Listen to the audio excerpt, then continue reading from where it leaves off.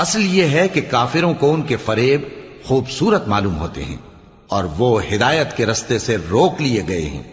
اور جسے اللہ گمراہ رہنے دے اسے کوئی ہدایت کرنے والا نہیں۔ ان کو دنیا کی زندگی میں بھی عذاب ہے اور آخرت کا عذاب تو بہت ہی سخت ہے، اور ان کو اللہ کے عذاب سے کوئی بھی بچانے والا نہیں۔ جس جنت کا پرہیزگاروں سے وعدہ کیا گیا ہے اس کی شان یہ ہے کہ اس کے نیچے نہریں بہ رہی ہیں، اس کے پھل ہمیشہ باقی رہنے والے ہیں اور اس کے سائے بھی۔